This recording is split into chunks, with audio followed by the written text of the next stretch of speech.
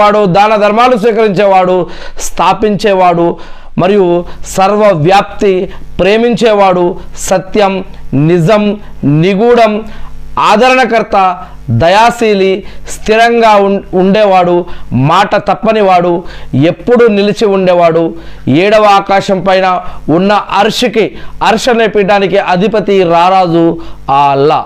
ఆ అల్లా ఆ అల్లా నమ్మిన వారికి మిత్రుడు, అభిమాని, ఆత్మ బంధువు, ప్రశంసలకు అర్హుడు, స్తోత్రాలకు పాత్రుడు, ఎంతైనా ఇవ్వగలిగిన వాడు, సర్వం అనుగ్రహించేవాడు, తిరిగి సృష్టించగలవాడు, జీవమిచ్చేవాడు, మరణాన్ని ప్రసాదించేవాడు, నాశనం చేయగలవాడు, అనేక యుగాలను, కాలాలను, చరిత్రలను, జాతులను నాశనం చేయగలవాడు, వాటి స్థానంలో మరో జాతిని తేగలిగినవాడు, ఎప్పుడూ జీవించి ఉండేవాడు, నిద్ర అవసరం లేనివాడు, నిద్ర లేనివాడు, సహాయం చేసేవాడు, మరియు గురి తప్పనివాడు, బ్రహ్మాండమైన వాడు, ఏకేశ్వరుడు, ఒకే ఒక్కడు. ఆయన ఇద్దరు కాదు, ఆయన ముగ్గురు కాదు. ఆయన ఎవరిని కనలేదు, ఆయన ఎవరికి పుట్టలేదు, ఆయన లాంటిది ఏదీ లేదు అని ఖురాన్ తెలియజేస్తోంది.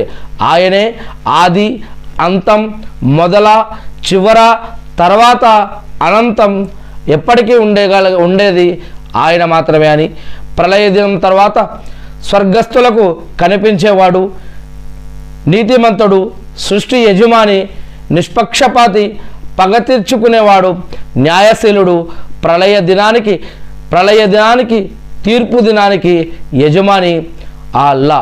కరుణామయుడు, పరమ కృపాశీలుడు, మొరలు ఆలకించేవాడు, మహాధనవంతుడు, మహాసంపన్నుడు, ధర్మదాత, హాని తొలగించేవాడు, ఆదుకునేవాడు, బాధ ఇచ్చేవాడు, ఆ బాధలను తీర్చేవాడు, ఈ యొక్క బాధల ద్వారా పరీక్షించేవాడు ఆ అల్లా. సంపద ఇచ్చేవాడు, సంపద తీసుకునేవాడు, సంతానం ఇచ్చేవాడు, సంతానాన్ని తీసుకునేవాడు, అధికారం ఇచ్చేవాడు, అధికారాన్ని తీసుకునేవాడు, అందం ఇచ్చేవాడు, అందాన్ని తీసుకునేవాడు. వీటన్నిటి ద్వారా సంపద, సంతానం, అధికారం, అందం, వీటన్నిటి ద్వారా ఒకరి నుంచి ఇంకొకరికి పరీక్షించేవాడు ఆ అల్లా. వెలుగు, జ్యోతి, పోల్చలేనివాడు, వారసుడు, మార్గదర్శి, గురువు, కాలాతీతుడు, అన్ని కాలాలకి అతీతుడు ఆ అల్లా. అల్లాహు అక్బర్. ఇవన్నీ కూడా ఖురాన్లో ఉన్నటువంటి విషయాలు.